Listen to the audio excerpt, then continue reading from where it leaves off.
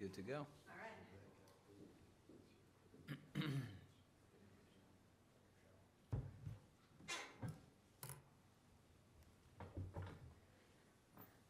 Ready? Whenever, yeah. Okay, perfect. All right, we will call the March 10th meeting of the Planning Board to order at 7:01 p.m. Joined by Bill Quinn and Joe Sheridan.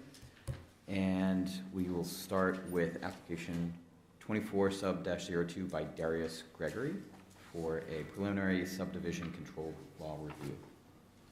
Can hand it over to the applicant. Good evening. We got anything else attending? It is just the three of us for this evening.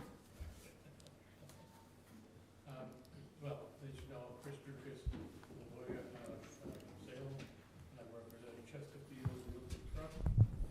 Trustee is DARIUS Gregory. He's here virtually, I believe, as well as with us tonight is Chris Paragis from Williamson's Paragis, Middleton, to discuss in detail the plans that we submitted to develop a site for one residence by creating Manson Road. And our understanding when we were here in the late last year was that the only way that we could do this under the town bylaws was by using the Subdivision Control Law. With that in mind, we filed a Form B application and modified plans, and the plans before you.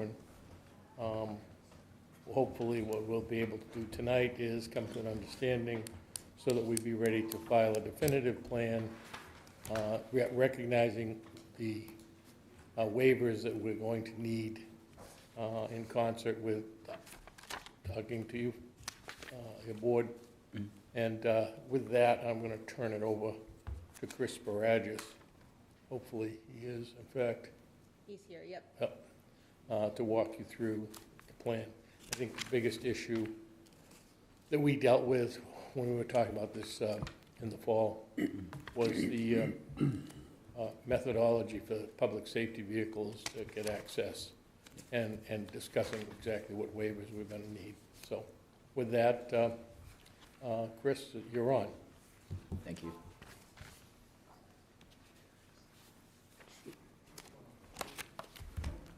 Sound issue? Hold on one second. We're having some sound issues on our side. You have them try again? Try again, Chris? No. Stand back for 1 second. Sorry about that. Hold on one more minute. I can hear you, Chris. Perfect. We're good to go now. Sorry. All right, you can try again. Okay, let's try again. Perfect, thank you. Okay, great. Thank you, Attorney Drugas and members of the Planning Board. For the record, my name is Chris Paragis, and I'm a registered professional engineer here in the Commonwealth with offices at Williams and Paragis in Middleton, Massachusetts. And as Attorney Drugas just mentioned, we're here to present this preliminary plan, which will serve as essentially our roadway improvement plan to improve a section of Manson Road to create enough improved frontage to support one additional building lot and residence. Now, is it okay for me to share my screen, or? Absolutely. Okay. Let's see here.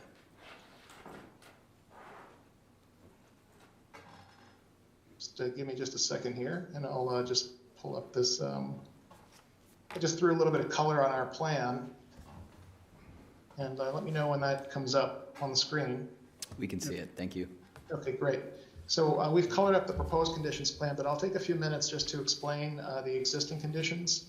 And so we're tucked away here in the northwest corner of Swampscott, right near the Lynn city boundary.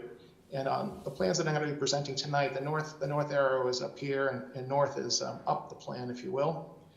And so Manson Road is in its existing condition, unconstructed. It lies here in this east-west direction. It's off of Manson Avenue. And the lot that we're going to be talking about tonight, where we're improving the frontage, is this land court lot that's identified as lot 824, and it's got just about 20,100 square feet of land area, and its shape is like a trapezoid, if you will. Topographically, the subject property is relatively flat. We only have about 6 to 8 feet of grade across the lot in this direction. And a little bit zoomed out, if you will, topographically speaking, the land is higher than us to the north. So this land sits up higher, and so this stormwater and land slopes downhill in this direction. And then Manson Road, the land in front of Manson Road slopes downhill from a high point at the intersection of Manson Avenue and Manson Road down towards the end where our subject property is. Just off to the southeast is a bordering vegetative wetland. It's an inland wetland, and it has a buffer zone associated with it. A 100-foot buffer zone extends onto the subject property here. We're not proposing any work for the roadway within 100 feet. But that being said, I'd like to just let the planning board know that this plan to improve the right-of-way was submitted as part of a notice of intent to the Conservation Commission back in 2024. This was a notice of intent that was filed in February, and the commission issued a favorable order of conditions allowing this project to move forward in April. As part of our preparations for this preliminary plan submittal, we also went out and located all the trees within the area of disturbance that were greater than 12 inches in diameter breast height to give the planning board an idea of just how many trees we were going to have to remove in order to do this improvement. And we submitted that plan along with our application. Would the members like to see that plan before we move on to the existing condition, to the proposed conditions? Yes, please. I think that would be helpful. Okay. All right, so let me just stop sharing for a moment.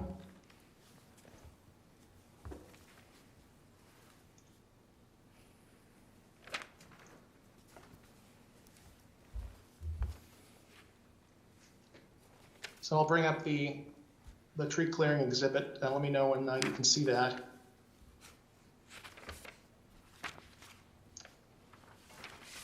We can see that. Can you folks, you can see that now? Okay, Yep. Thank you.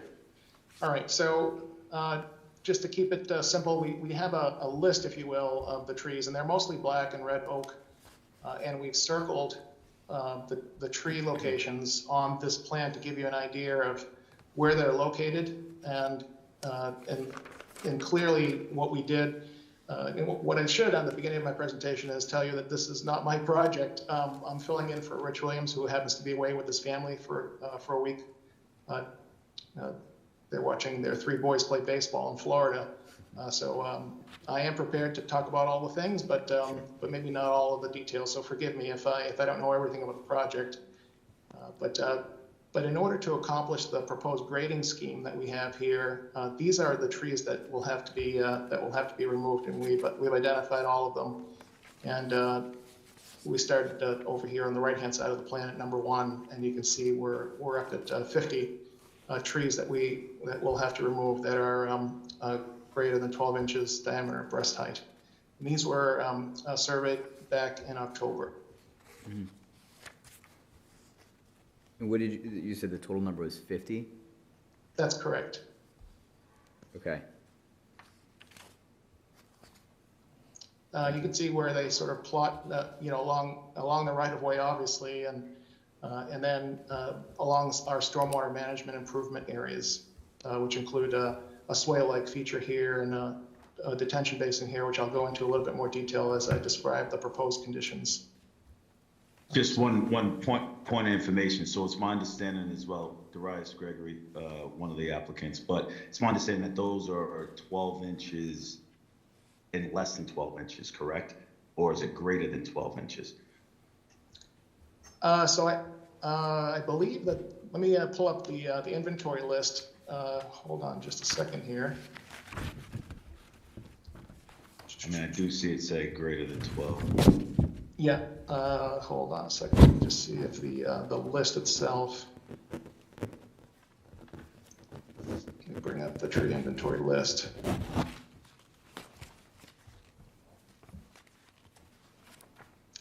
So, yeah, greater than or equal to 12 inches in diameter. Okay. Yep. Some planning board rules and regulations in various cities and towns that we work in require that you locate every tree 6 inches in diameter at breast height. And so and some cities and towns require that you only identify trees that are 24 inches in diameter. So it kind of varies from town to town. So it's not unusual to sort of only identify larger trees, for example. I think our subdivision control regs require inventory of any tree 8 inches or larger, but that's what I'm showing as part of the submission packet as well. Okay. And as I go through the proposed conditions plan, the one thing that I don't have access to, and I apologize, Mr. Chair, I believe Attorney Drugas must have the list of requested waivers, and I'll ask Attorney Drugas after my presentation to go over that list if you'd like. That'd be great. Thank you. Okay. All right. So let me move on to the proposed conditions here, and I'm going to stop sharing and then share the colored screen again one more time.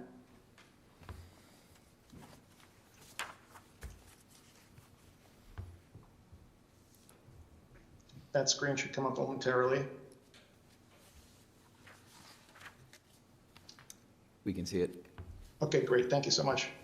Okay, so our proposal is to improve Manson Road, an existing unconstructed right-of-way, to a length of approximately 368 feet. So that'd be measured from the sideline of Manson Avenue to the end of the proposed improvement here. So that's approximately 368 feet.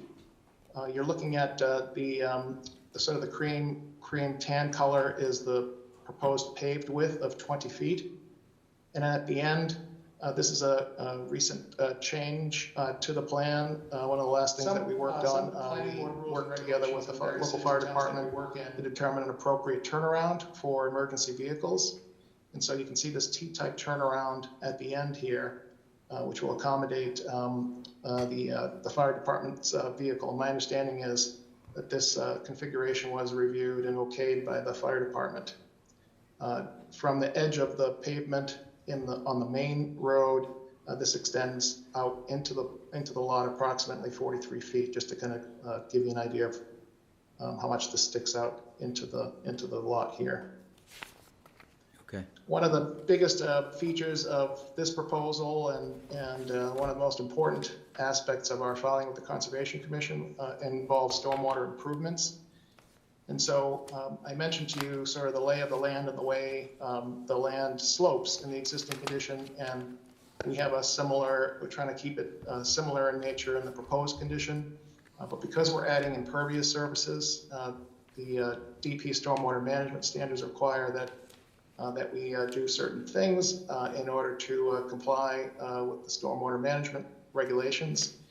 And so what we've done, we analyzed the existing conditions watershed and then the proposed conditions watershed and try to balance those things so that we can prove to the approving authority that we're controlling the rate of runoff and also proving out that we're treating the runoff off of paved surfaces and then infiltrating some of that water back into the ground. And so on this project, what we've done, we recognize that at this abutting property at number 1, there's an existing house here. We have an abutting property at number 1, Manson Avenue. The front portion of their property slopes towards Manson Road and downhill. And so we had to make sure that we collect that existing runoff and not create a dam, if you will, on the downhill side. And so that's being accomplished by a 12-inch pipe. The pipe here is shown in blue. So any water that runs along the property of number 1 comes down a hill to this location here and enters a pipe into our stormwater infrastructure. And then the paved surface of the improvements here on Manson Road would be collected using a curb on one side of the road. And so the road has a slope where it slopes from the north side to the south side. And then stormwater would run along a curb and then all the way down to the end to a catch basin. There's a deep sump catch basin proposed right at the end here, and I'll zoom in here so we can see some of these improvements now in a little bit more detail. And so here we have a deep sump catch basin with a gas trap hood, and then we direct that to a manhole where we also pick up the water from the front of number 1. And then from there it goes into a treatment chamber, in this case an oil water separator. So it's a rectangular tank that's under the ground that allows us to have some more sediment fall out before we discharge into our detention basin. And this detention basin is designed to infiltrate some water and also hold back some water so that when we present our findings in the stormwater report, we can prove that through our engineering calculations that the peak rate of runoff in each of the design storms is less than the peak rate of runoff in the existing condition. It's close to zero change as we can get. So that's how the paved surfaces and the water from the front of number 1 is being handled. And then you may remember that we also have some off-site watersheds. I'm going to zoom out again. The property next door to the north is uphill, and we also have a swale-like feature between our stormwater management area here and the end of the paved surface here, where we're just allowing existing runoff to come down into this swale-like feature and continue on to the wetland, which is just down to the southeast here. This is the wetland area here. And although it's not part of the roadway improvement, a little bit of detail about the single-family house that we're proposing to build here is shown in this brick red color. The proposed water supply will be via a private well located just off the side of the house here. And then the proposed sewer is via town sewer. We propose to connect a small pump chamber with a force main that'll take the sewage through an easement through another property to the south and then out into the town's sewer collection system.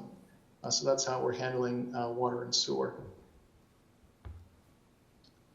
So that's the end of my technical presentation about the technical elements of the project, Mr. Chair. If you'd like to go through the list of waivers, I'm sure that Attorney Drugas has that handy, and he and I are here to answer any questions that you folks may have. Thank you. Yeah, I think it would be helpful to go through the list of waivers that you're going to be seeking. Then we can open up the board for questions, public comment, and then pursue from there. Sure. Just to add to the last comment, you're aware of the fact that the sewer is going through, it's connecting through Lynn, and I think we provided you with a letter from Lynn saying that they approve such an arrangement. I'm not sure we did receive that. I know we got email communication that they were considering that, but I believe that they've approved the concept, but Darius would know. Yes, in principle, we have an agreement. There was a letter that was shared, and I believe Marissa has that in the folder. So there's just some things that need to be ironed out, but yes, they are granting us the connection just as they did for the other 3 homes we built at 11, 15, and 19 Manson. okay. I think for whatever, when you come back for a definitive site plan, we just need to see that, Sure. from the city of Lynn directly. Mm-hmm. The waivers that we're asking for are really a function of the fact that we have to use the Subdivision Control Law to build this one house. They basically just deal with relief from the requirements of building the way and providing all of the amenities that attach to that in light of the area of town that we're in. None of these other ways up in that area would really meet any of the criteria for subdivision control. And when we're asking to be much consistent with all of the ways that are in the area. And that is really from the 44-foot wide way, using the paper width of 40 feet, and using granite curbs with a Cape Cod berm on one side. There's no sidewalks up on any of the other ways that are there, and again, be waiving sidewalks. The fact that this is a dead end to one house, we don't have the ability to create the 100-foot diameter circle, but have made arrangements that have been approved by the fire department. So we need a waiver on that. The water runoff provisions, we think, have been handled appropriately, and would have a waiver request directing stormwater runoff. I believe we did file at one point the stormwater report that I believe the town has. Sidewalks, as I said, relief from the requirements of sidewalks on both sides, and not having sidewalk on either side, and not having the grass strip and separating the 6 foot on each side. And that's basically the waivers that we see that we need in relationship to with the length of the roadway being less than 400 feet. I think that we're okay on with having we have adequate catch basins and curb inlets. So I believe we have the list there, and I think when we get to the definitive plan, there might be some other things that we might be looking to ask for, such as maybe a covenant rather than bond or what? yeah, bond, and waiving an environmental impact statement for the nature of the project being what it is.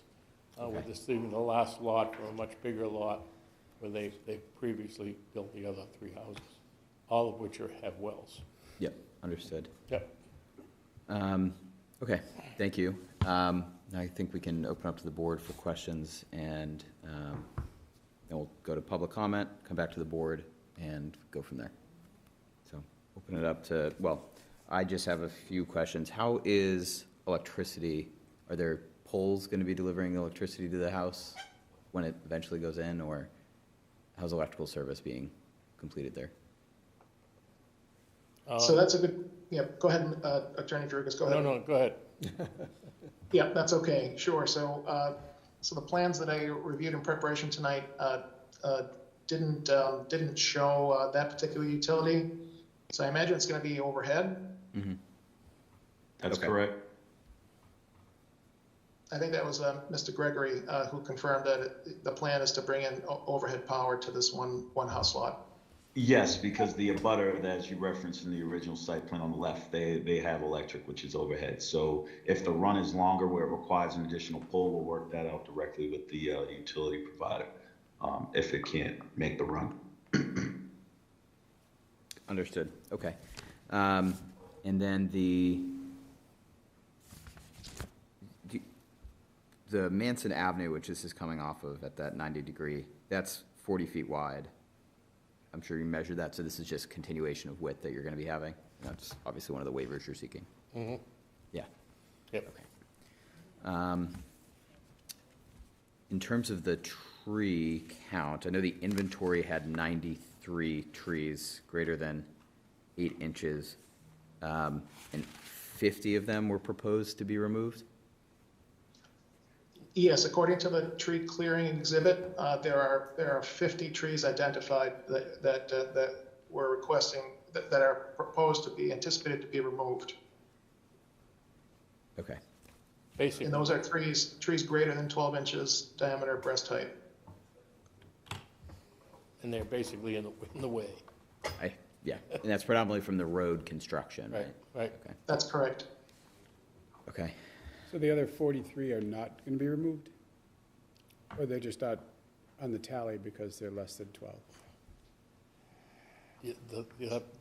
Darius, can you answer that question? Yeah, from my understanding, everything that is on that inventory that needs to be removed is all we plan to remove. And it's anything that's in the roadway, where the existing house lot is, where the building is gonna, the proposed building's going, and where the drainage is going. We're not looking to clear cut everything. It's only strictly what we need to. So I believe 50 is what's required for us to remove. But we can give you more definitive answer when we come back for the definitive. So maybe rephrase the question a little bit. Does the list has 93 trees listed? If you remove Yep. 50, are the other 43 standing, or are they all 93 are being removed? Yes, so I think we had to do this more than once. Originally, we had, did the tree inventory, and then it was requested that we go back and do it again to include 8 inches or greater. And that's how we got to the total of 93. On that plan, I believe we only have to remove what's been identified on the plan that Mr. Sparrow just shared. So that would then answer your question to say that 43 should still be remaining, or whatever the difference is. But again, I can give you a definitive answer when we come back for the definitive in 4 weeks, because I did not go out there and do the tree inventory. That was led by Mr. Rich Williams. Fair enough, but I think it's important that when you do come back, that we identify those that are going to be removed, whether they're between 8 and 12 or not. That way it'll be clear for everybody to see. Certainly. I'm sure Rich could, I know Rich could answer that question if he was here. Okay.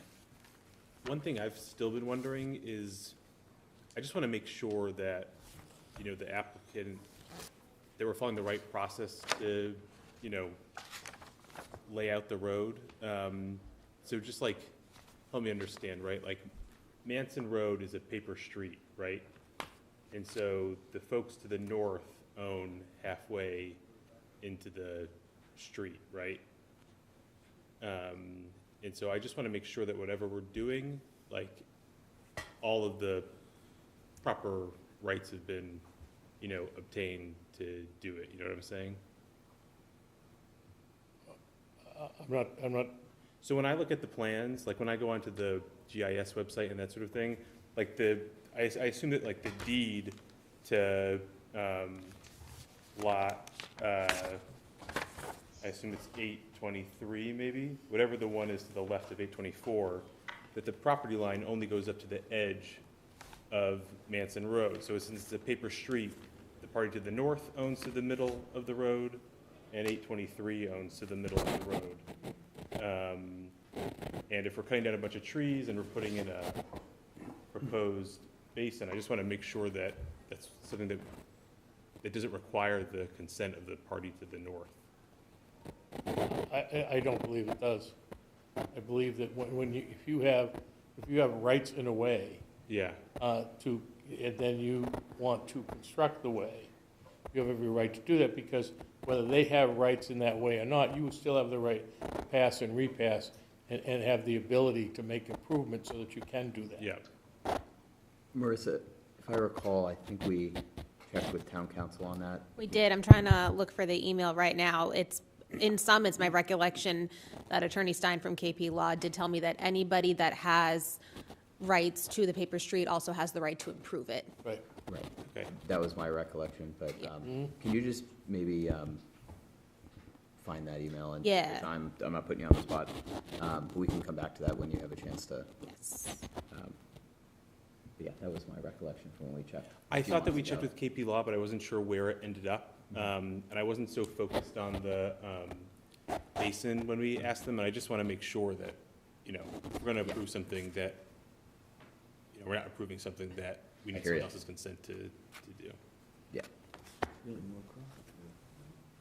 So as far as, well, why don't we, I'm going to turn it over to public comment. If there's any comments from the public, then we can come back to this and go from there. Are there any members of the public here to speak tonight on this plan? Please feel free to come up to the microphone and introduce yourself.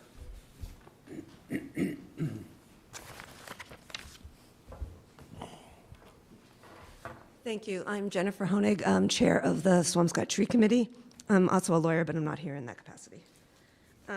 So I know that we submitted a letter regarding the trees that would be cut down, and we appreciate the questions that you've been raising about the trees. It was our understanding, and so we appreciate your interest in determining the details of it, but that it was 93 trees of 8 inches or more, and then that would be removed. And then whatever other trees that might be in the same path, but that were less than 8 inches. So I understand maybe it's that there's 50 trees that are 12 inches or more. There's some number, there's 43 that are between 8 and 12, and then there's also the trees that are lower than 8. That's my understanding, but again, I appreciate if your committee would look into that.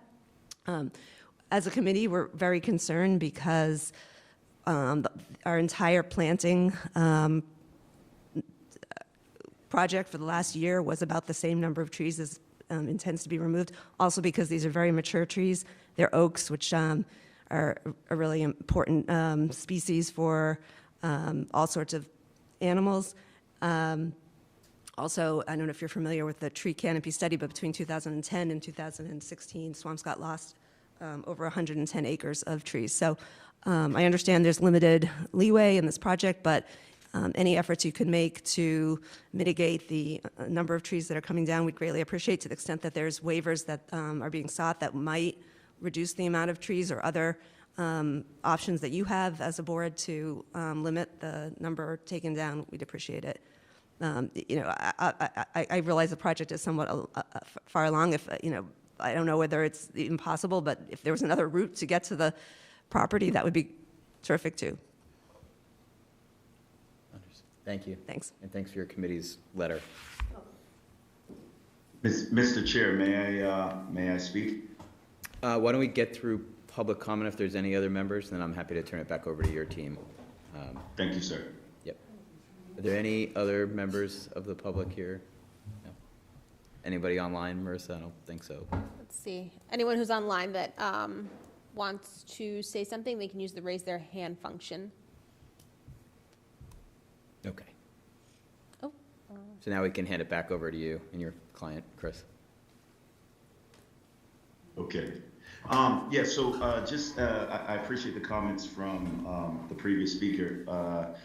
My suggestion possibly, and this would be obviously another waiver, is if we shorten the width of the road. I think if we think about what we're building, it's a single family home. The need for a 20-foot wide driveway is definitely above and beyond the scope.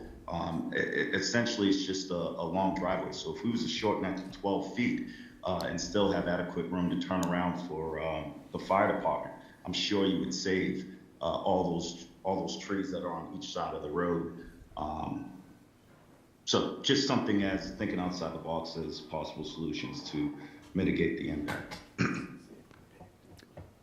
Thank you. I think we can get into the waiver conversation now as a board. I personally happen to agree and share that thought that 40-foot wide road there is obviously continuation of the existing width, but we're really serving one, maybe two potential properties here at some point. 40 feet, I don't have a problem granting waivers in excess of, to allow that road to be less wide than 40 feet if it helps prevent some of the tree loss of some of these, big trees. So I'm happy with that, but I'm not, curious other members of the board and what your thoughts are on that. As long as Mr. it's Chair, the fire just a department. point of order. The paved width is 20 feet. Yeah. The physical property line of the road obviously is 40, so we're proposing to pave 20. Yeah, again, still comfortable with that width being able to be further reduced given the volume of vehicles likely entering, but. Okay. I was saying, as long as the fire department's okay with it, Yeah. that's fine with me. Yeah. And Angela, who is not able to be here tonight, but I know she had mentioned to me that that was something she was comfortable with and had a similar thought on, so. Angela's always here in spirit. Bill, do you have any? No, I think that's a good suggestion that the petitioner makes. I'm not sure exactly how many you could say. I see a lot of big numbers across the north side and a few big numbers on the south side as well. So I'm not sure it was the difference, but maybe some sort of a rough estimate at what a 20-foot road would take out instead of a 40-foot road. Well, I think We're doing a 20-foot road, so I mean, so we'll be narrowing the width to save the trees. yeah. Yeah, so it's, the paper street, as they just corrected me on, the paper street is 40 feet wide. The actual paved road is going to be 20 feet wide. Right, So then we so- could Which I just, think goes to the So that means difference the in the trees circle we have to trees on take the down as bottom. opposed to. right. What's that, Bill? It means the circle trees on the bottom of the drawing stay. So if, I think, I think that was the proposal that Mr. Gregg made. right. Oh, I see what you're saying, that 20-foot wide driveway, yeah. And again, Oh, just the driveway, not the road. well, I think that's what the applicant here had mentioned was not needing that driveway to also be 20 feet wide, given that it's just for that one house. That would Yeah. save some of those streets. I am also, as long as there's no public safety concern from town departments, fine with that roadway being, if their applicant is interested, even being, as minimal as it needs to be for public safety access and DPW. Absolutely. If that furthers the goal Yeah. of saving a few more trees. As you bias it to one side, you could decide which is better.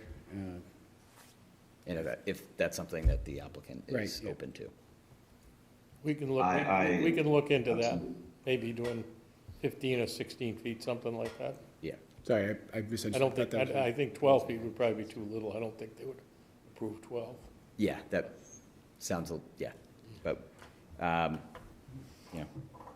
16 or 18 feet or something, We have any precedent anywhere for, What's that? we have any precedent anywhere for minimum road widths? That is something I would probably turn to town engineer Especially for low and traffic, DPW. low but- traffic areas.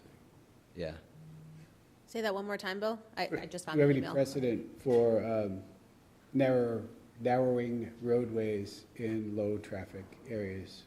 Specifically save trees in this instance, but just in general, do we have any other places where roads have been waivers granted or something else so that we can get less road, more tree? Okay. I don't know definitely put how that we out there. Figure that out, because unless we drive around and. In town specifically, or just in town anywhere? specifically, I Yeah. think. Specifically, okay. But, And maybe an impossible yeah, answer, I just, be good if we had a reference. yeah. I know there's probably one acting town administrator that probably could answer that question very quickly, so. Yeah, we'll figure that out. In terms of other waivers that are being requested, if we go from top to bottom, the right-of-way width, we discussed that. Cape Cod berm instead of the granite curbing. Any issues there? I think that's completely So just reasonable. help me a little bit with the Cape Cod part. It's like one of those curved slopes. Just a small one, or it's not the big? No, it's just like I'm not using a scientific term, but it's like that small slope you see on the side of a road that's like, Yeah. I don't know the angle, but they're, I don't know, being used all over the place now, I guess. Yeah. And It's one with a. Marissa can pull up a picture, because I had to, That's what I was assuming, but I Yeah. just didn't want to.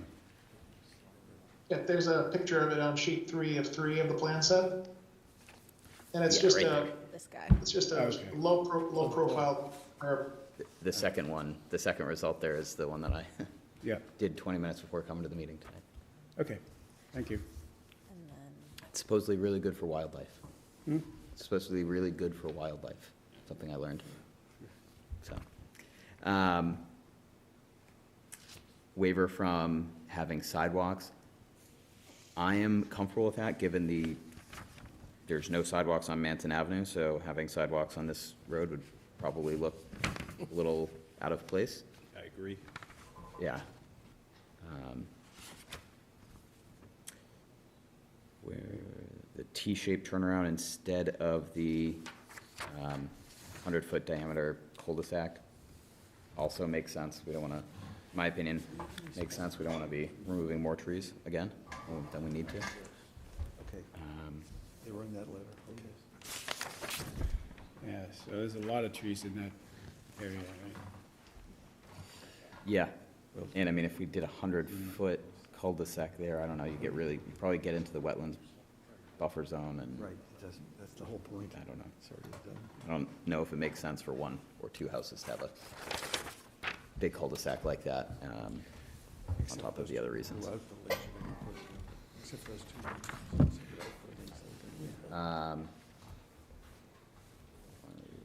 We talked about the sidewalk, grass strips. Yeah, it's a move. So waiving of the sidewalk, waiving of the requirement for grass strips, and then shade trees being constructed. I'm fine with that as well. And then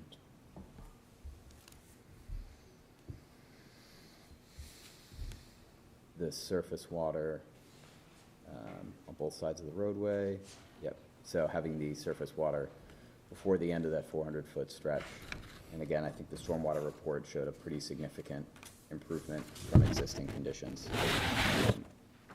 So I think that to me makes sense as well. Are there any of these waivers that you have a problem with? No. Bill? Okay. So I'm comfortable with the waivers that we discussed. And again, I think we just need to consider the applicant can consider roadway widths and whatever kind of stuff you would like to do to try and save some of those trees. But I think you've heard the concern from the board about the number of trees, so whatever you can do to help work around those, and if there's waivers that you would consider needing to maybe save a few trees that are within reason, that's absolutely something we're open to. Certainly. Understood. Is there any consideration to replanting trees to take up some of the burden, like along the property lines or something, plant a new row of trees, or is that already in the works, or?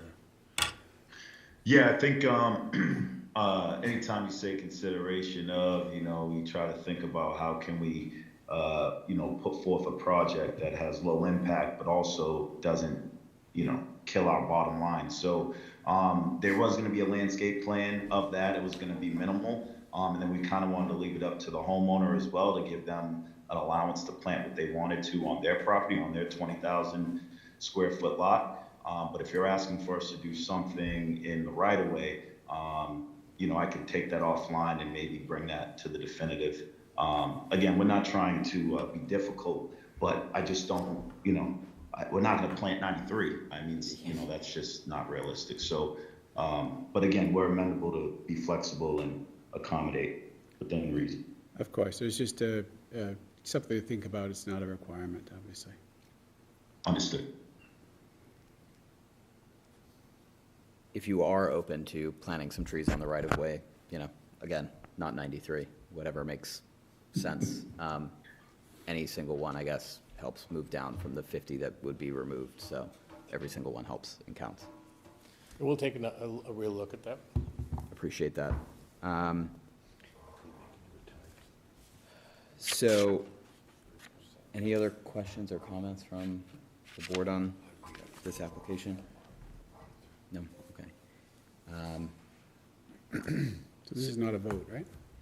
I believe within 60 days, the planning board may give such preliminary approval, preliminary plan its approval with or without modifications suggested by the board or agreed to by the person submitting the plan. Such approval does not constitute endorsement of a subdivision. The board may also disapprove of any plan. In such case, the board shall do so in writing. So we may give approval. We don't have to, but we may give approval, and I don't think we have to. With that being said, they can come back for a definitive plan with or without our approval. So,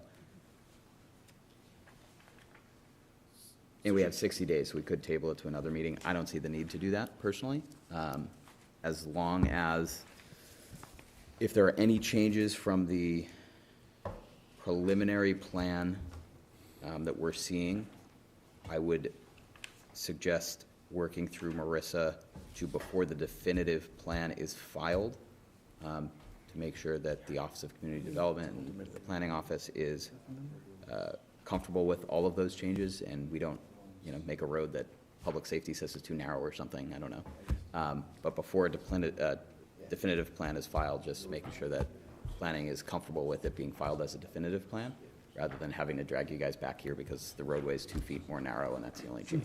Yeah, so obviously, public safety will have to relook at it, right? Yep. So. And I believe definitive plans are required to relook at, everybody has to look at it again with a different set of approval criteria.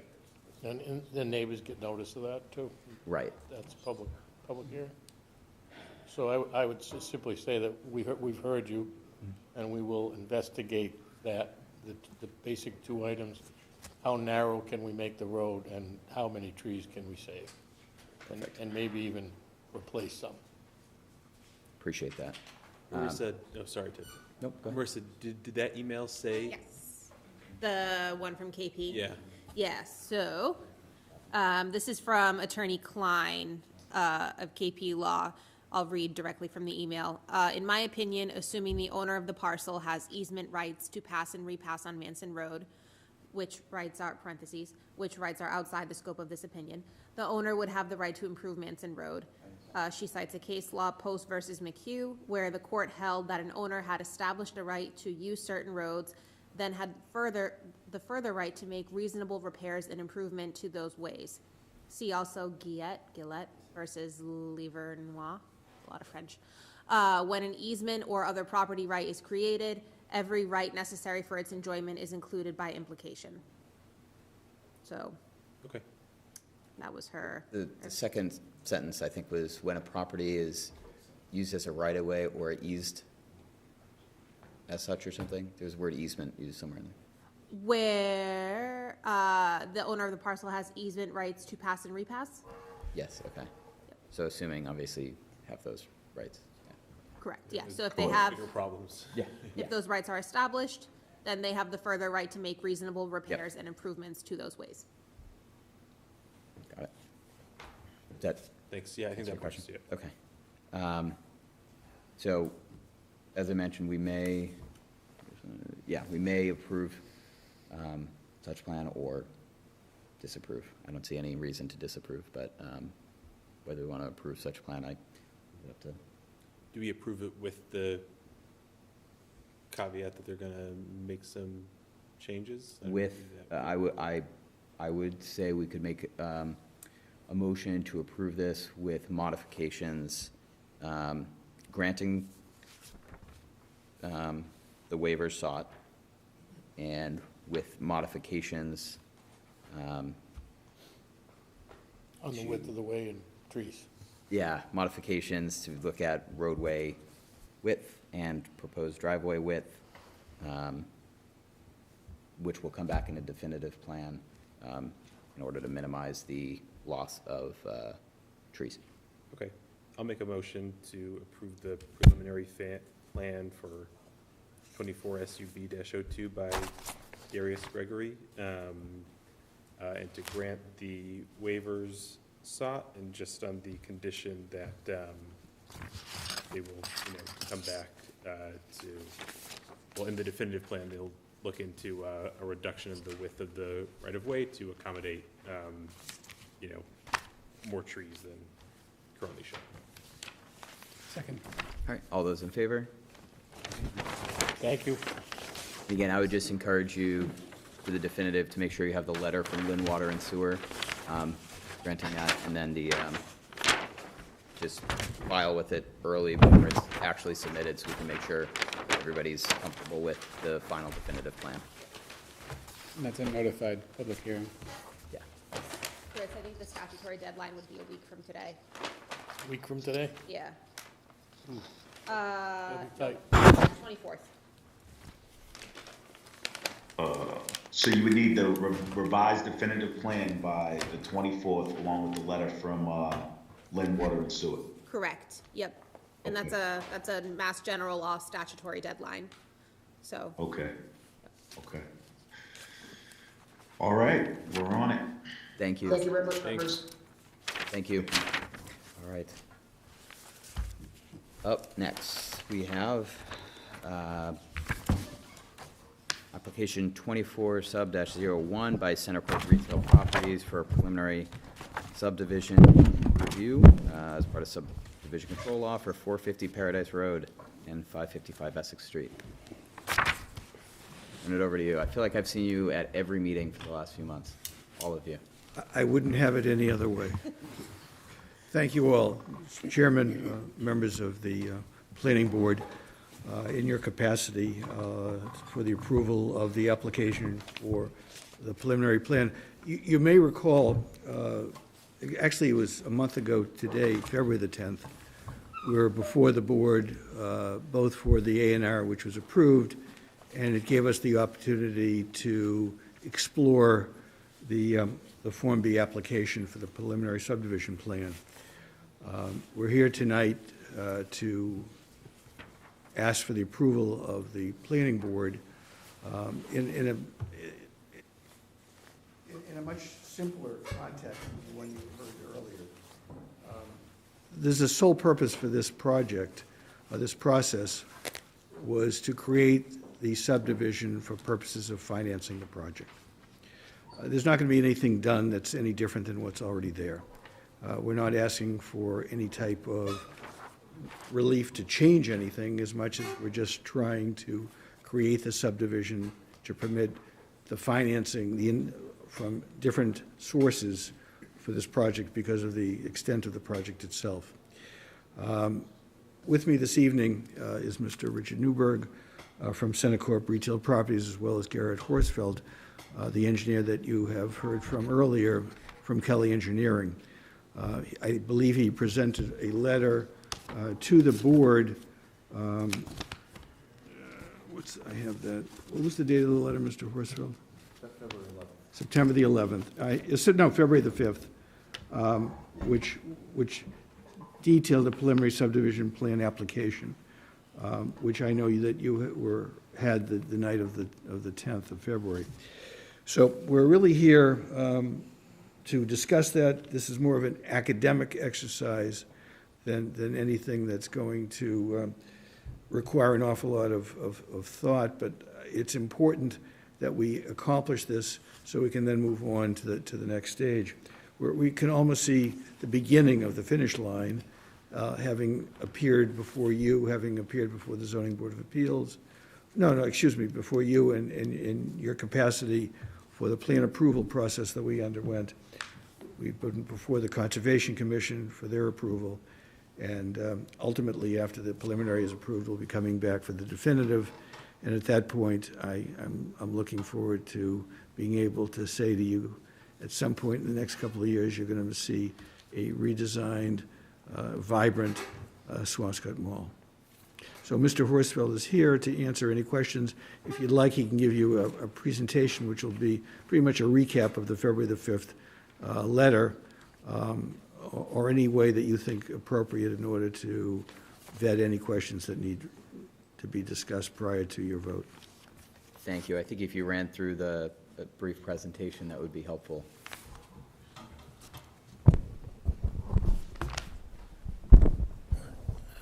Thank you again. Garrett Horsfall with Kelly Engineering Group. So as Attorney Schutzer mentioned, obviously the board has seen this site over the past few months many times, and we've, during the approval process, indicated proposed lot lines, I believe, on the proposed plans. And then as part of the decision, referenced the need for the request for waivers associated with the package that you have before you for consideration tonight. Just really briefly, the plan on the screen right now is the overall parcel. Last month, the A&R portion was reviewed and approved to create the two new A&R lots for the new residential lot and the Stop and Shop to stand alone. And then, Plan View East here, we now have three parcels that are controlled by CenterCorp and the Chinese restaurant on the way south of the plan as well. But the two lots before you tonight are map 17, lot 9E, and lot 9F. Those compromise about 8.8 acres today, with frontage on Paradise Road. And Bruce, if you could just switch to the next one. Or This just had the one. Oh. There are multiple. Oh, yeah, multiple, sorry. Yes. That's fine, yeah, I can. So this is the proposed layout plan and the proposed lotting plan as well. So what we have done, as Attorney Schutzer had mentioned, that the main purpose of what's before you tonight is for financing the project. So all of the new out parcels have been created on their own lots. We do need some relief for a couple of these lots. Some of it's dimensional related, and some of it is parking related. But however, parking is under the entire umbrella of the permit.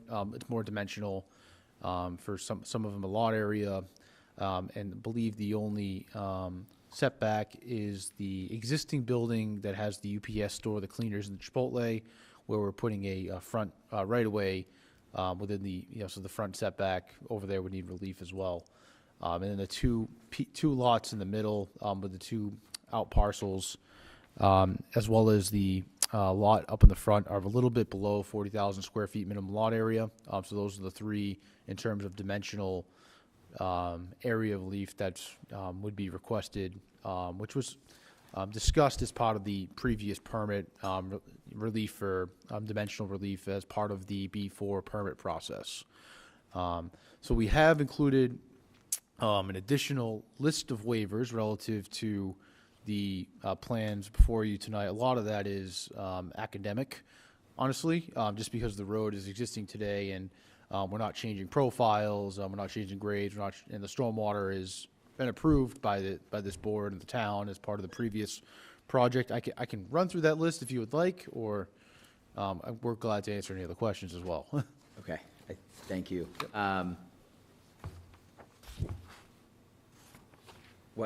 Any questions from the board?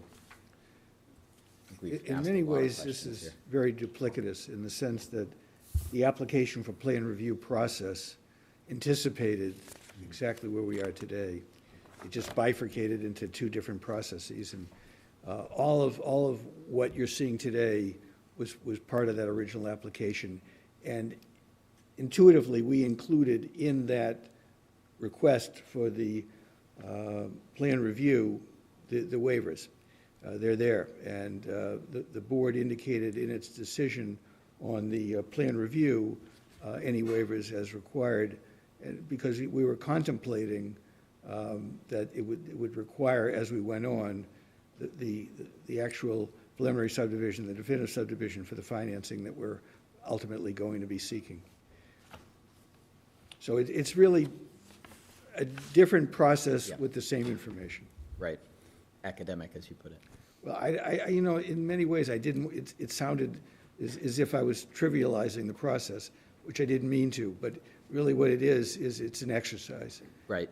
We've received all of this information and talked about it at length previously as part of the plan review process, so I hear you. I think we can run through the list.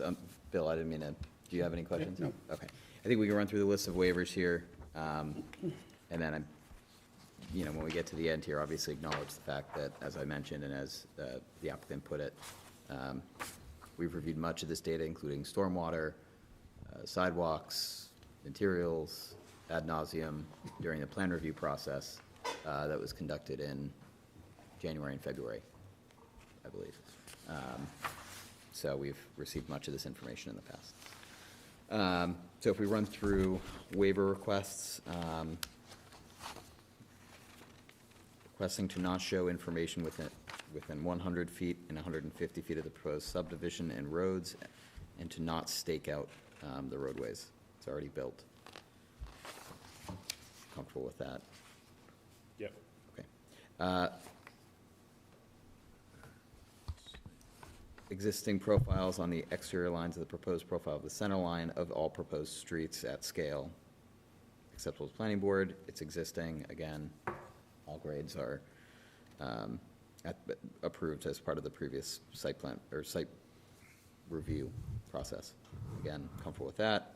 Existing and proposed layout and design calculations for storm drainage, water supply disposal systems, and sewage, registered through a professional engineer. I think that information we reviewed previously as the site approval process, the plan review process. Profiles of proposed ways on a horizontal scale. Footprints of all houses abutting on the way, or structures, elevations. Existing roadway grades will be per the plan approvals for the plaza redevelopment, which we reviewed as part of the plan review process. Cross-section of proposed ways, since they're existing, we can waive that. Statement describing conformance with the master plan, zoning bylaws, subdivision rules and regs, and describing any nonconformities. Again, I think that was done as part of the plan review process. Environmental impact statement, we can waive that. I mean, we got the narrative during the plan review process and got all of the Concom's notice of order of conditions.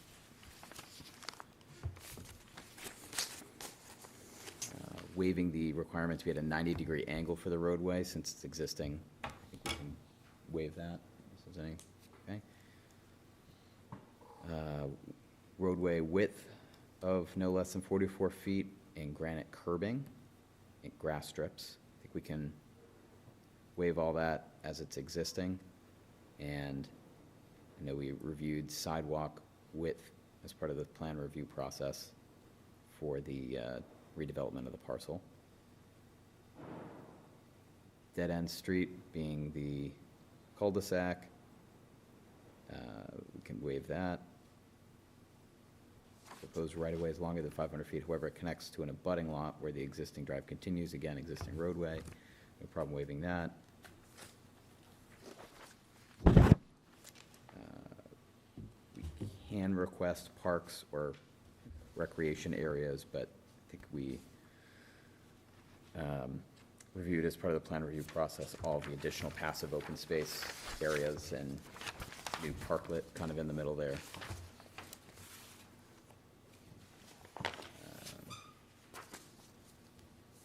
Granite curbing and gutters installed along the roadways.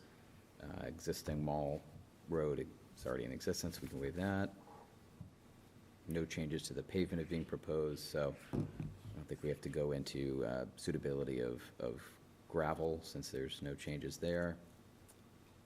Sidewalks of not less than 6 feet in width should be constructed on both sides of the street. So waiving that, no problem waiving that. And again, I think we noted as part of the plan review process the significant expansion of the size of the sidewalks on the opposite side of the road there that I think help address that waiver. No grass strips are being proposed. Comfortable waiving that. No monuments being proposed. Comfortable waiving that given it's existing. And utilities, water main services, storm, subsurface drains, water pipes, sewer line extensions, fire alarm, police, civil, overhead, underground cable work, and electrical systems. The existing property already provides all those services and utilities. We reviewed the utility plans from the engineering plans sent over during the plan review process. So I'm comfortable with all of these waivers. Just wanted to go through them line by line just to be safe. Any issues with any of those waivers? No? Okay. Any questions for the applicant here? No? No. And if there's any public comment, I don't believe anyone else is in here, but online. If there's anyone online, Yeah, raise your hand.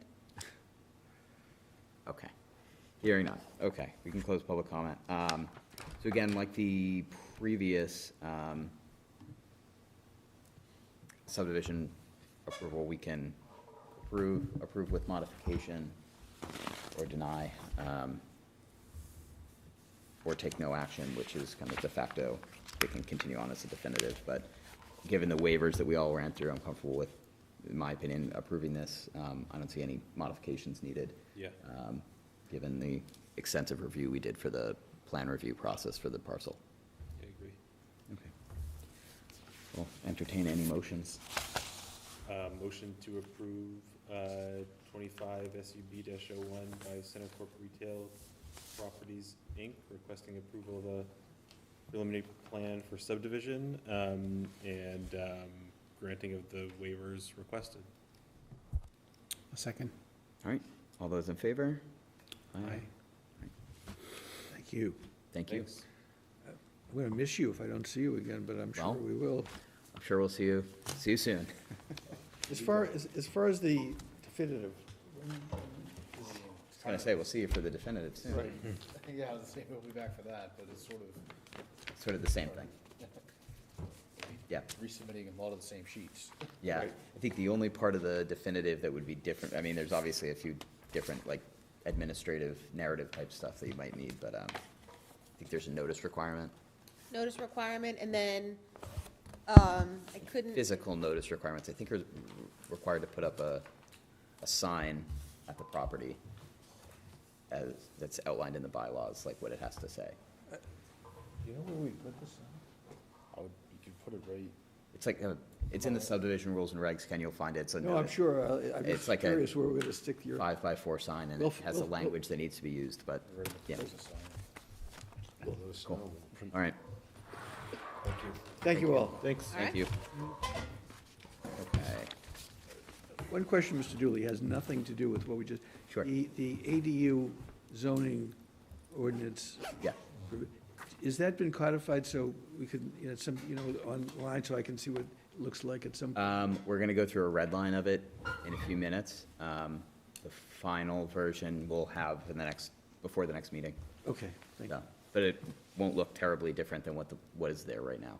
All right, So, thank you. thank you. Where are we now? ADUs. ADUs, yes, moving on to ADUs.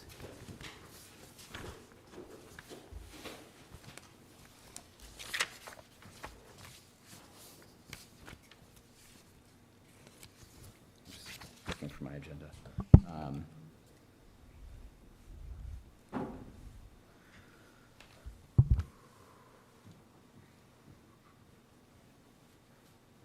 Okay, proposed zoning bylaw amendments for annual town meeting, ADU bylaw, okay.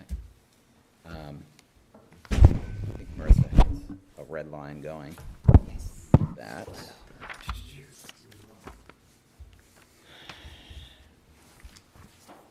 you guys should all have copies of it too, somewhere in there. Yep.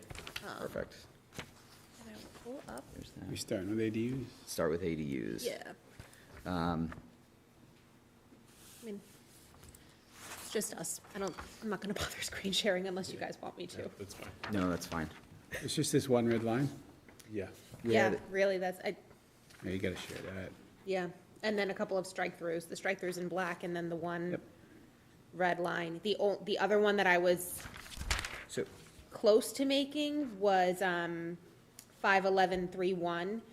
Only one ADU may be located on a lot. I think at the last meeting, we had discussed that a second ADU could be permitted by special permit, but upon looking through the state regs again, that is up to our choosing. So we can choose to allow additional ADUs on a lot by special permit. We don't have to. We can cap it at one.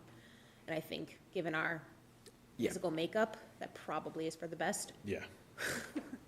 yeah, So, I agree.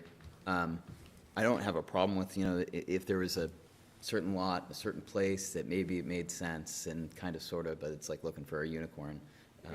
At some point, it's not accessory, right? It's like- Well, also, like, it's special permit's pretty easy to get, so. Yeah, sure. I don't say it's easy to get, but Right. it's not a variance. Yeah, So right. it's, Right. there's a lower hurdle to get there for something that probably would need to have more hurdles, so. I'm fine with 1 ADU per lot. I think so. I bet that was probably created for communities like Yeah. Concord and Right. Lincoln that have acres and acres of. Farmstead type Yeah. places, yeah. Yeah, exactly.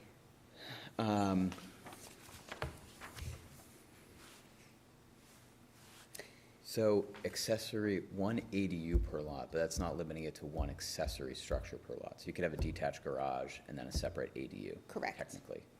And we already have it in our bylaw that you are allowed one accessory structure by right Okay. and any additional accessory structure by special permit. Got So it. if somebody already had a detached garage and they had a lot big enough to want to put in a detached ADU, they would have to get that structure permitted as a special permit by the ZBA and possibly planning if it triggers site plan. But then the use of the ADU is By right. protected. Okay. So that would be by right. I was just going through that thought process. in my head. Emotions, Okay. yeah. Yeah, okay, that makes sense. And then, so going through kind of the local, the executive office's guidance kind of that came out a couple weeks ago on this that you provided here.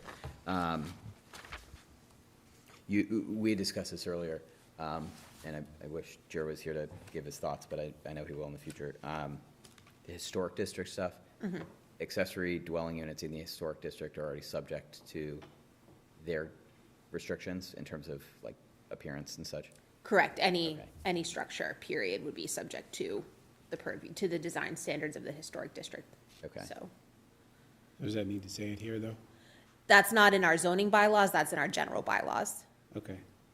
They have the design standards in the general bylaws, they have rules and regs, so, As long as anybody, it's covered somewhere, that's. Yeah. yep, absolutely. And we're allowed to do that, so that's why I brought that up. Dwelling units, okay. It was, so we got rid of owner occupancy requirements, right? Yeah, Okay. that we can no longer regulate. The permeable area, we got rid of that, right? Yeah, and that's a strike through because, we cannot unreasonably regulate anything Right. that we wouldn't already Do for a single family house. not regulate for a single family, Yeah. right? So, So, sorry, the last one, though, was that came from the state guidance? correct, yeah, so that's, more of the general language came from the state guidelines. It is, Basically, we can't regulate ADUs differently than we regulate building a single But family house. the owner occupancy. Oh, yeah, Oh, that yeah. came from state, I get the pervious thing, but the owner occupancy right, not being required to reside there or, have a Right. principal residence there. correct, yeah. That came out of here? yes. Yeah, page 3, section 71.03, item 2, prohibited regulation. A municipality shall not subject the use of land or structures on a lot for a protected use ADU to any of the following. A, owner occupancy requirements. A requirement that either the protected use ADU or the principal dwelling be owner occupied. Yeah.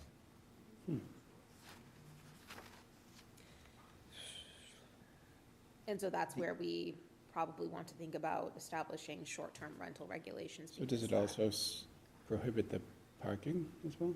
It does if you're within half a mile of a transit station, which they define as a bus stop, anywhere a bus stops, or subway stop, or commuter rail stop. So Marissa printed this handy dandy map here I get it. with like the 12 places in town that you have to have a parking spot. But, Just about everybody in town is within a half mile from But- some kind of stop. So, I didn't which see is the map. impressive. Is it here?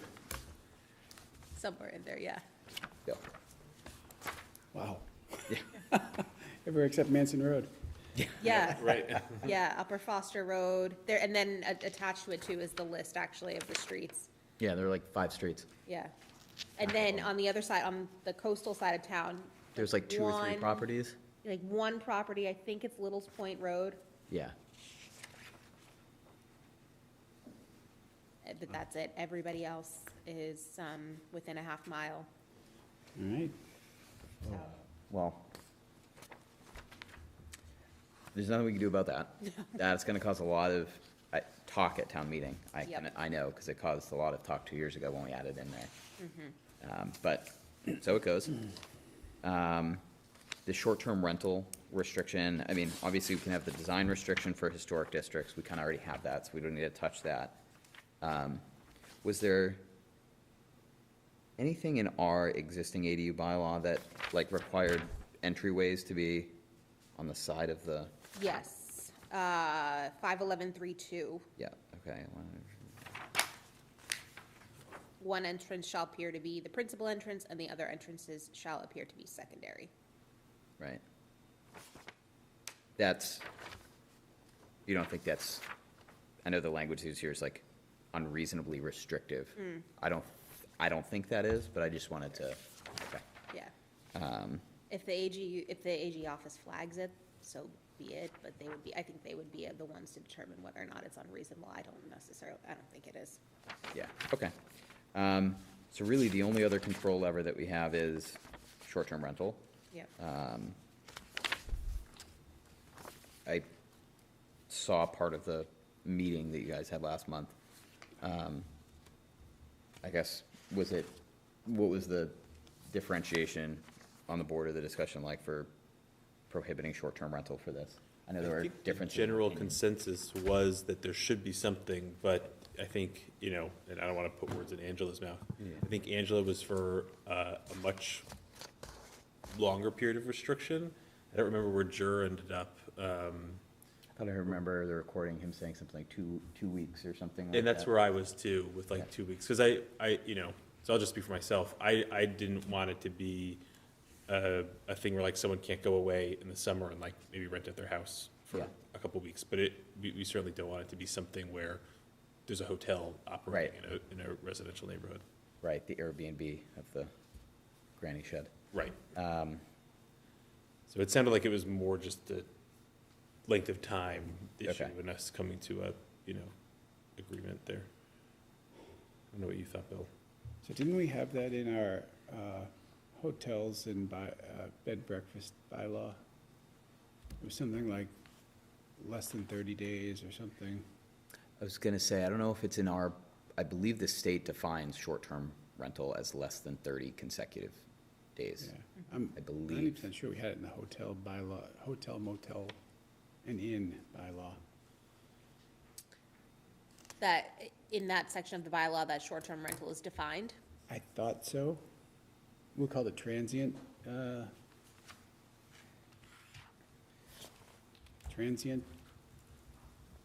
something.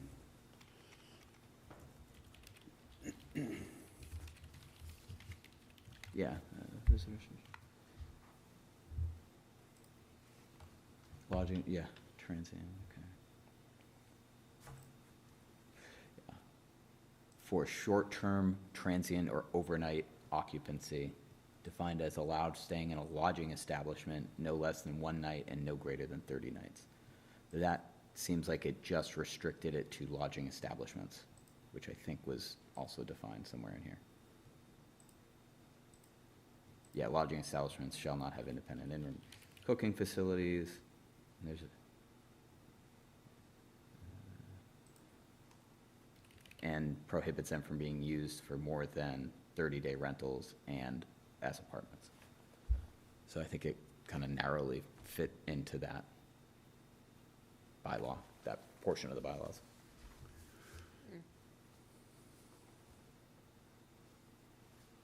I mean, I'm fine with, I think it makes sense to not allow short-term rentals of these. Short-term rentals defined as similar to this, 30 consecutive nights or less or something. And that's what I've seen the state define it as. I'm comfortable with that. So I guess I'm still just not understanding. So we have a hotel and B&B bylaw. Mm-hmm. So now we have a short-term rental, or proposing a short-term rental restriction On accessory dwelling units, right? on accessory dwelling units. But we also have, I think it's by right that people can have a B&B. No. What is the, Hold on. But B&Bs, I think, are by special permit and only in certain districts, in business districts. Like, I don't think you could have one in a residential district. 513.6, oh, the table of uses. that should be way down at the end, I think. Or I don't even know, and it might, restaurant, Restaurants would catering, be- business, personal service, animal grooming, bank. Should be like the 3 last ones, I think. Bar, tavern, lounge, drive-through. Right there, motel, hotel, inn, and there should be one for B&B. This does, the B and B section, 51360, does define bed and breakfast pretty narrowly. That would make it irrelevant to ADUs in that they must be owner occupancy, private, no more than 4 bedrooms. So this is specific to ADUs then? Yes, just specific to ADUs. I think we probably should have another conversation about short-term rental, but that's irrelevant to this conversation, Okay, or this topic, I should say. yeah. So do we restrict that for an apartment? No. Not yet. Or what? Short-term rentals. Like short-term rental for? In general? My house, or, Yeah, if you have an apartment in your house, like, and you rent it, right? yeah. Is there- Currently, yes, yeah. Is there a restriction there? Nope. Not yet. There will be. I don't know, it's up to the board if we want to have that. Right. And that's, I think when we started this, that's one of the priorities that I wanted to have is, at the outset, was let's have a conversation about short-term rental bylaws, including ADUs and including everything else.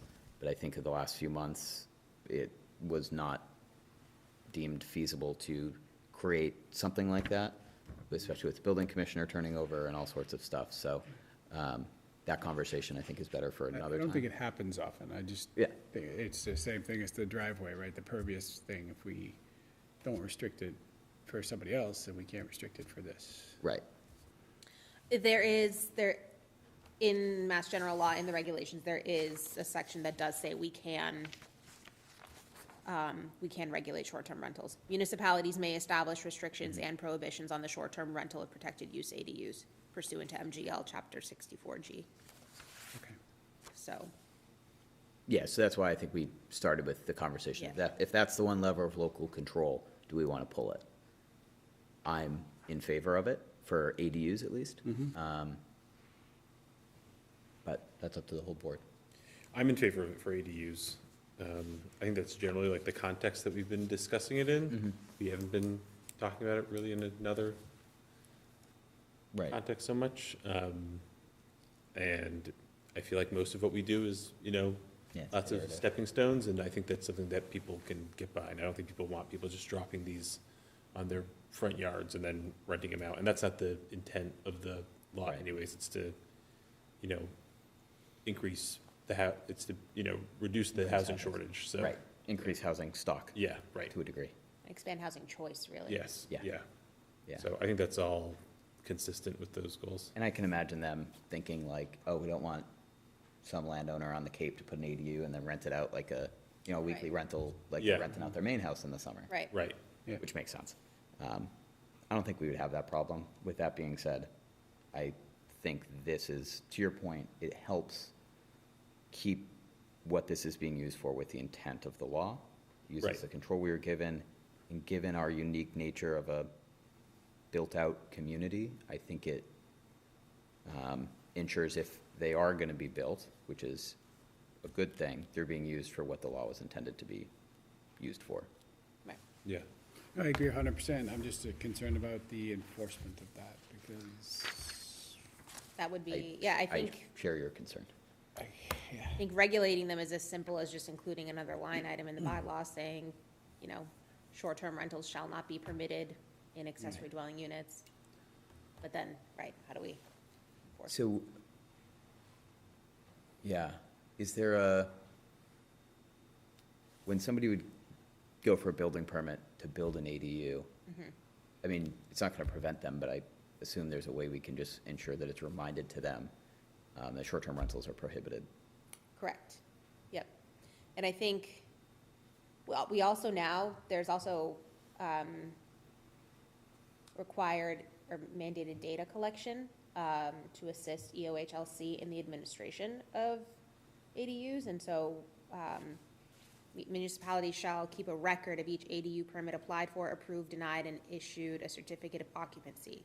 So the building department does have to issue a CO. I don't know if there's a way to establish contingencies on COs, like saying that this is not, short-term Right. rental, but as long as it's in the bylaw, then we have a strict, Gives us something to stand on. right. Can you impose a fine?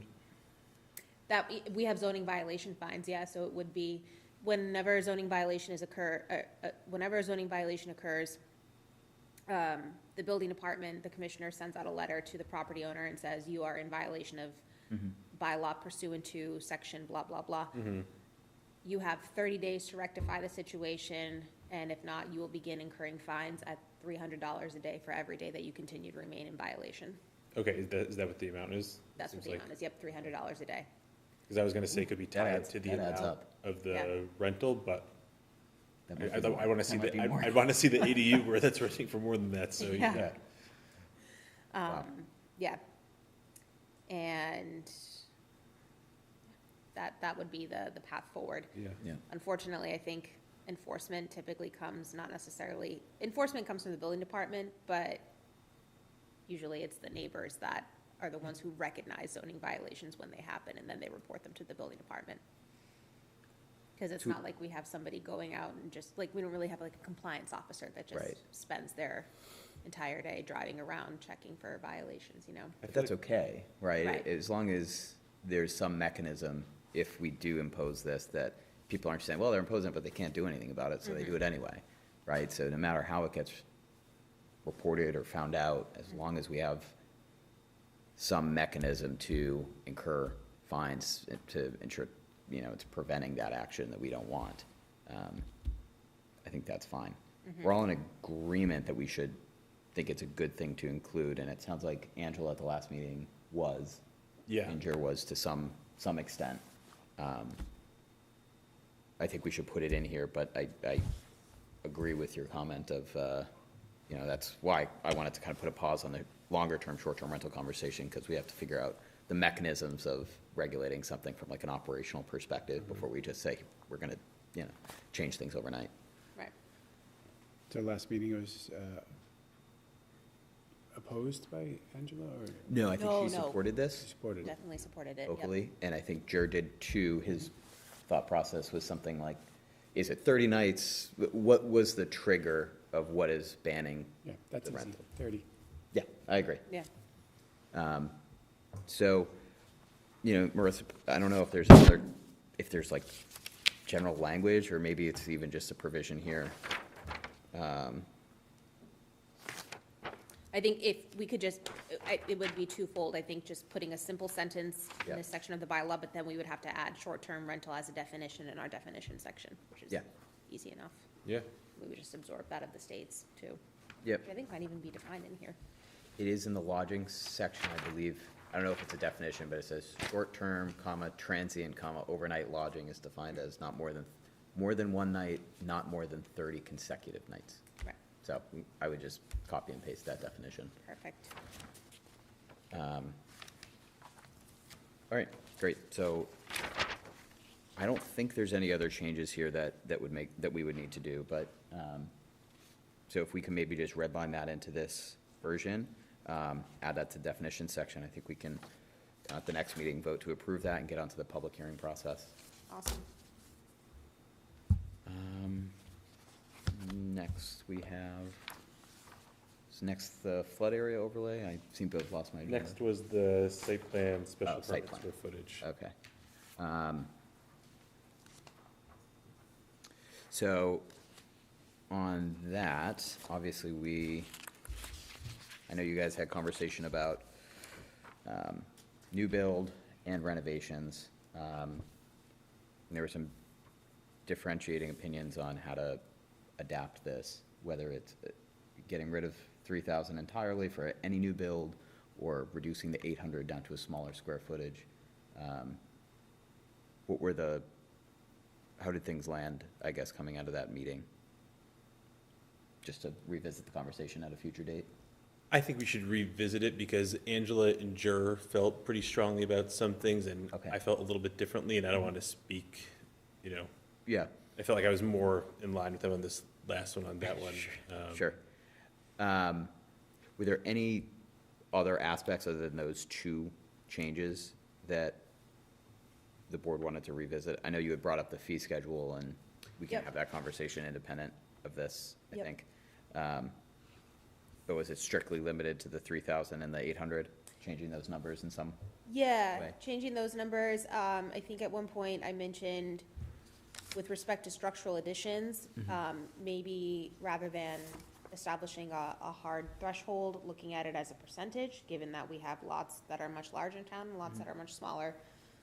500 square feet on a 20,000 square foot lot looks a lot different than it does on a 5,000 square foot Right. lot. I think, and then I think to that, Angela said that Marblehead has a percentage requirement that triggers a site plan special permit for structural additions. I'd also be in favor of requiring it for any addition in the coastal flood overlay area as well. Or not even the flood area overlay, I should say. sure. And so, would that be, what does the new regulations, which we'll get to in a minute, say about that? Like, if it's an addition that changes the footprint, wouldn't it have to go through some approval process anyway, if it's in the flood overlay district? Or would that be, it has to just, at that point, prove that it doesn't impact flood characteristics on abutting lots or something? I think that's more what it Okay, is. I don't okay. think it regulated it.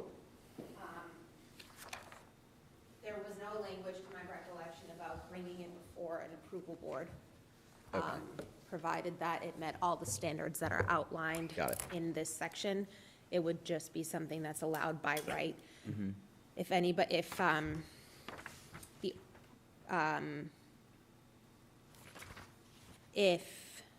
a variance to the building code floodplain standards is required, and I think this is new language, this is 4280. Sorry, I didn't mean to bounce No, this around. no, that's Bylaw okay. we're talking about. The only instance of having to go before an approval board, in this case, would be the state building code Oh, the state, okay, got it. board, yep. Right. So your suggestion is either move it to for the additions, move it to a percentage of buildings of the footprint, building footprint, or lot size? Think- Or do one of the, whichever is lesser or greater things. Maybe. That, just gotta figure out what the numbers are. So if you were to implement that, like, let's say it's no more than 15%, you know, you need a special permit if it's somewhere than 15% increase in your first floor gross square footage area. 15 would be really small for that, but maybe 20% or something. So you have a 1,200 square foot outline of your house, and it's, 20% of that is, whatever. 20% of that would be 240 square feet. Right, so if you're going for more than 240 square feet, you have to go to site plan. So if we wanted to implement that, like right now, it's easy. Oh, it's 801 square feet, we're going to go to site plan. How would we do that from a practical perspective? The applicant would have to, as part of their as-is or their as-built, they would have that gross square footage, do the calculation, and Yeah. that would give us Which is an a standard metric that we would require on a survey anyway. Yeah, okay. So, because it would also something like that would get factored into lot coverage. Oh, right, you're right, Yeah. okay. So you'd have to look at that. So we'd be doing that anyway, pretty Yep. much, so no, okay, no logistical issues with that. No. I'm conflicted on it, and we'll have the conversation again when Angela and Joe are here, but the new build, no-brainer for me. Yeah, The addition, I'm torn on. yeah. I agree. I think that's sort of where I've ended up. And I know that there have been some, we talked a little bit about how there have been some properties that maybe didn't do one thing right or should have done something differently. I think there might be other ways to ensure that, people are building homes the way they're supposed to, and I don't want a few bad actors Right. to, what could, be a significant limitation on people's ability to modify their homes.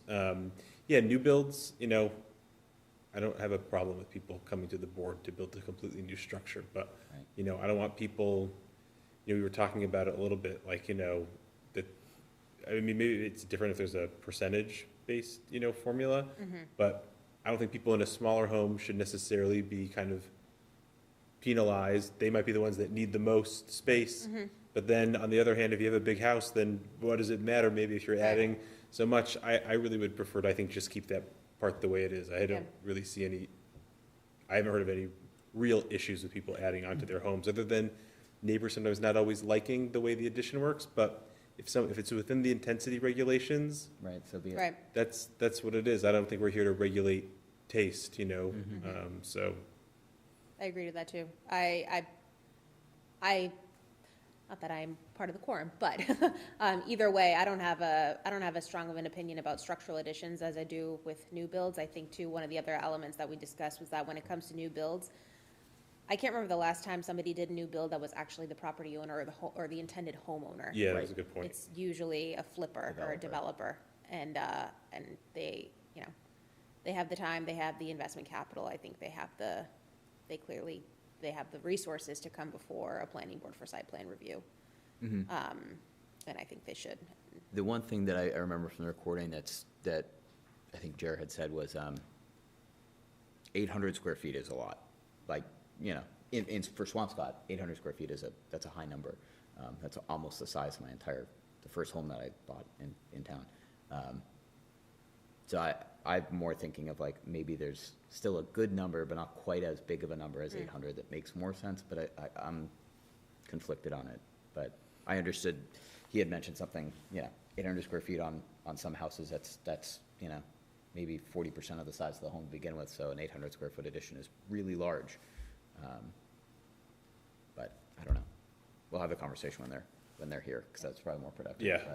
But, anyway, any other thoughts on that before we move on to the coastal flood? No, okay. Marissa, I'll turn it over to you for the coastal flood, our coastal flood expert, or sorry, our floodplain expert. So a couple of things. Right now, so we have two sections in the bylaw that regulate, I'll call them wetlands, floodplains, and coastal flooding areas. So section 4100 is the wetlands and floodplain protection area overlay district. It's very wordy. And 4200 is currently what we call the coastal flood area overlay district. The model bylaw that was co-released by Mass DCR and FEMA, well, I should say the model bylaw was issued by Mass DCR in accordance with the FEMA maps that are still forthcoming to be issued July 8th of this year. They're calling this the floodplain overlay district, and I think it probably makes the most sense to just call our district that, because we also have and will have more areas in town that are going to be subject to flooding that are not coastal. So I think eliminating the word coastal is probably to our benefit. And then in those areas in town will be reflected on the maps when they are issued as well. So that also involves, I think, changing the name of section 4100, which I don't have printed out over here. I think the section we can leave, all the regulations in the section we can leave as is. It's just really changing the title and eliminating the word floodplain from it and calling it the Wetlands Protection Overlay District. And that bylaw really was created just for Palmer Pond over off of Palmer Road. And all those regulations too are further regulated or further enforced by the Wetlands Protection Act, which is whose jurisdiction is under the Conservation Commission. So I think possibly maybe further down the line we could look to eliminating that section entirely, since it is entirely regulated by the Conservation Commission. But so as not to conflate one district with the other, it probably makes the most sense to eliminate floodplain from 4100 and just call 4200 the floodplain overlay district. The changes that are going to be happening otherwise from the title, 4221, they're calling on us to have a designated community floodplain administrator, which I believe is also a certification, and it's something that Gino Cresta already has. So I think it makes the most sense to have him be the floodplain administrator, or he suggested that he would like to have an appointed designee as well. So we have our town engineer, Mark Noonan, who would be just as fit to do that as well. A lot of towns have the building commissioner do it too, but since retaining a building commissioner seems to be an issue in town, maybe we stick with DPW. the DPW director. 4223, this isn't red, it should be, but these are all definitions that we are required to incorporate in the section that we don't currently have already.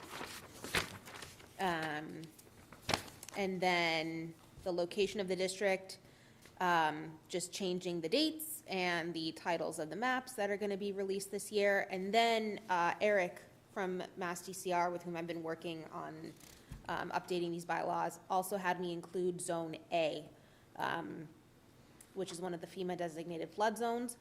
The maps that we have right now only show us as having zones AE and VE. VE is high velocity, and AE, I forget what it actually stands for. But I wonder if he had us include Zone A just because it's standard language, or if it's because per the new maps that will be released this year, we will have a Zone A as shown or to be shown. And then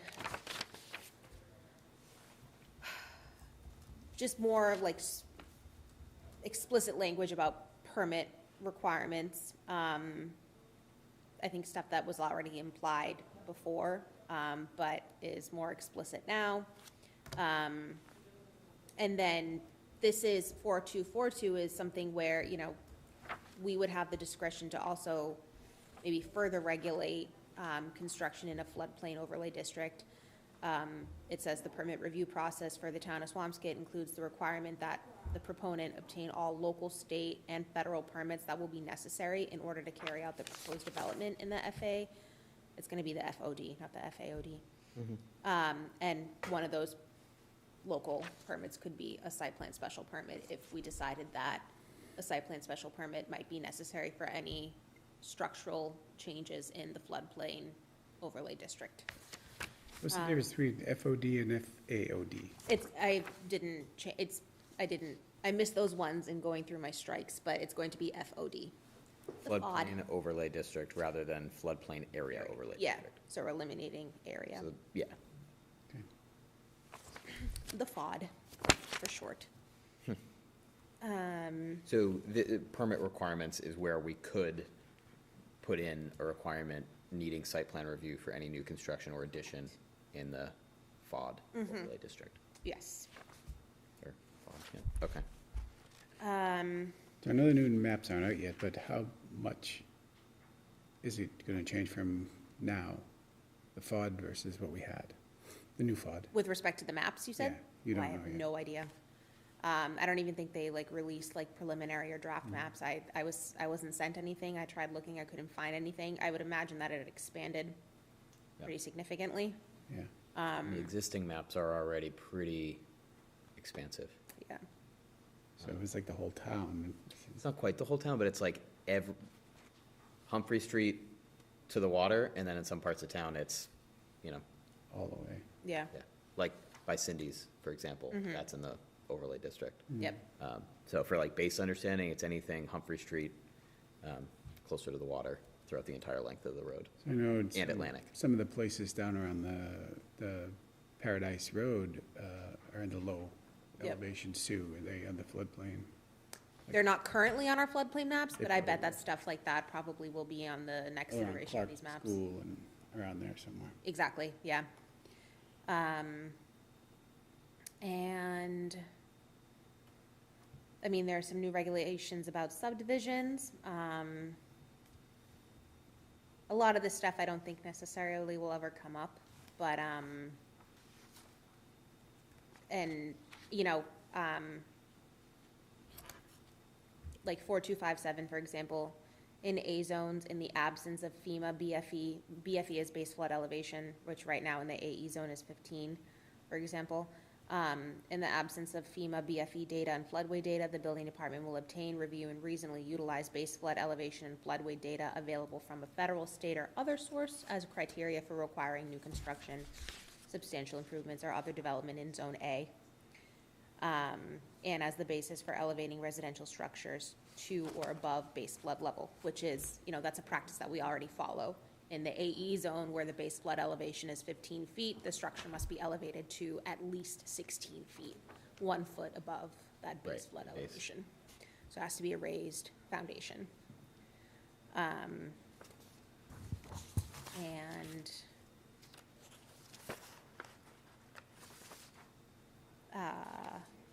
And then that language that I mentioned just briefly ago about obtaining variances to the building code floodplain standards, you have to request an appeal from the state appeals board. And so in doing that, it eliminates the, we had language in here, variation by special permit that gave jurisdiction to the Board of Appeals. So this takes our local zoning, this takes jurisdiction away from our local zoning Board of Appeals. And that's for any project that would want a variance for any reason inside this. Correct. Yep. That our local ZBA no longer will have the jurisdiction to issue such a variance. Anybody that wants to vary this bylaw will have to go straight to the state. Because these, at the end of the day, this is a statewide bylaw modeled off of building code, and it's just asking that each municipality adopt it. Just for variances for section 4200. Correct. Okay, so like Yep. dimensional, a variance for anything dimensional or something would Correct. not, okay. Right, got it. right, would not apply. That would be subject to our local ZBA. ZBA, got it, okay. But any other variance, specifically looking to change these standards would have to get appealed at the state level. Got it. And so, and you said you think that by them adding in the flood zone A, it could just be doing it statewide, or it could be an indication that more municipalities are gonna have A zones than currently do as Correct. exists? Yeah. Okay, And that is, that remains to be seen. got it. Yep. Um, I mean, so, the long and short of this is, you know, we got this from the state. It's in line with the state flood insurance map program. And all of the changes here are really just streamlining the two flood area districts, aligning them with the updated federal maps that are Yep. coming out in July, and ensuring our language is in line with state and federal language on flood area Exactly. overlay districts. Okay. Yep. Yep, this bylaw will pretty much look identical in every community across the state, so. Yeah, Okay. that's pretty much it. Well, that's an easy one. We don't really have Yeah, nothing to control there. yeah, right. Okay. Any other thoughts on that, questions? Minutes, I think you sent minutes? Yes, I think we can only approve one of them because. That's right, 'cause I wasn't at the last meeting. Yeah, we won't have a quorum for the second I set. was not at the last meeting. Oh, so we can't approve either of them? Can we approve? Bill wasn't at January. Oh, all right then, well, January, was it February or January? no, you were at January, were you not? You said last meeting was, You weren't at, were you at last meeting? last meeting was, February. February, I were have you there? January and Oh, February you were minutes for there. You approval. weren't there. I wasn't there either. Okay. Yeah, you guys So we weren't can there? do January then. We Okay, can do January. that's what I thought. I think I was in January. Yeah, I think we had a full board in January. They all blend together. Let's say January 13th. Oh, no, maybe I wasn't. No, yeah, it looks like you were. Yeah, because January is when we did the decision for Swampscott Mall. Bennett Square. Right, Yeah, I definitely remember you being there. okay.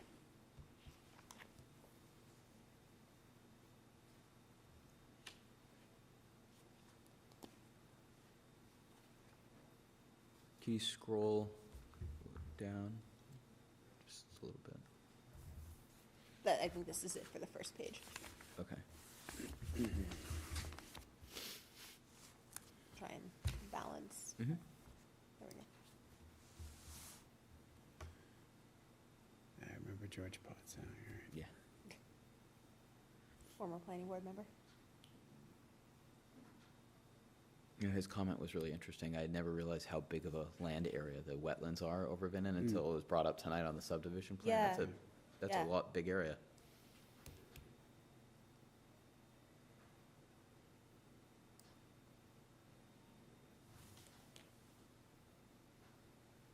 So, solar energy, the residential building is certifiable, LEED Gold. Sure. I don't think I can make it. It's no.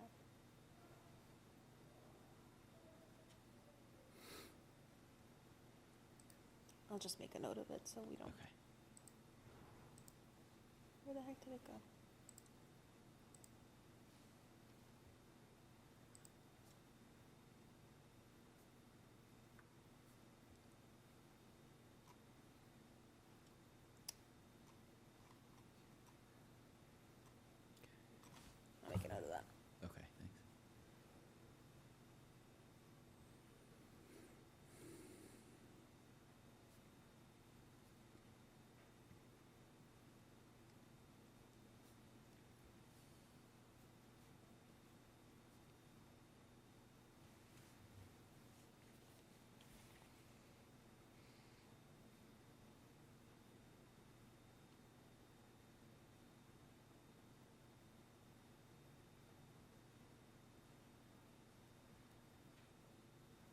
good.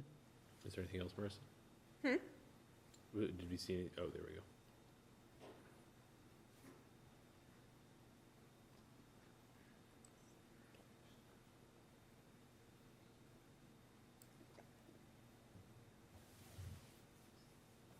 Those look good to me. Yep. With that minor change. Yes. Okay. Is that it? Yeah, just the one. Are there any other minutes on that page that we're not seeing? I believe I think nope, that's that is it. Motion to approve. Second? All right, all those in favor? Aye, aye, aye. I just had a question for you, Marissa. My only question for you, Marissa, timeline for zoning bylaws. We approve all of our, we approve these all at the April meeting. Does that give it enough time to get in front of the select board to include in the warrant? Yes, so at our April meeting, it would just be, like, that's when we would just review all the red lines and sort of come to a consensus about how we want them presented at the public hearing. So Right. April won't be it'll be a public hearing for the subdivisions, but it won't be a public hearing for the zoning bylaws. Right. So looking at the calendar, so we have our regular meeting on April 14th. Timing-wise, though, we have to get that, like, we have to have that meeting, vote on those bylaws, to then start the public hearing process and kick it to the select board for inclusion in the warrant. Is that right? Yes. If I remember correctly, last year, we had our, well, I can tell you when it was actually, but I believe the public hearing was the end of April, and I want to say the warrant, let's, come our regular April meeting, we vote to approve the language in the bylaws. We should have everything squared away really by next meeting, so that way Okay. they'll be good for the select board to vote on when they. A week the later or warrant. whatever in April. Right. Got it. And then come end of April, because I believe that's when we did our public hearing last Yep. year, that is when the planning board votes to sponsor or vote to recommend the articles for approval at Right. town At town meeting. meeting. Got it. Yeah, Okay. So- So next meeting, we should be prepared to send it to the select board. Yes. Do the public hearing, and after the public hearing, we send it to we endorse it. exactly, yeah. Or not endorse it, whatever the board Yeah. does. Vote to, I'll have to look at the language from the last one. I forget if it's, Recommending I think it's favorable action. recommend, that's it, recommend favorable action, yeah. And so I Okay. think we'd be looking at April 28th. Okay. If, town meeting is the 19th and 20th, definitely the 19th and 20th, possibly the 21st, depending on how it goes, the third week of May. So I would say, yeah, that last week of April, the 28th. Okay. 28th is a Sunday, isn't it? No, it's a Monday. 27th is a Sunday. You're right, because 21st is Easter, so 28th, right? The 20th is Easter. Oh, okay. My calendar is all messed up. 18th is Good Friday. Okay. 18th is Good Friday, yep. Oh, so 21st is Monday, 28th. Got it. Okay. So, yeah, so I would say keep April 28th open for a separate public hearing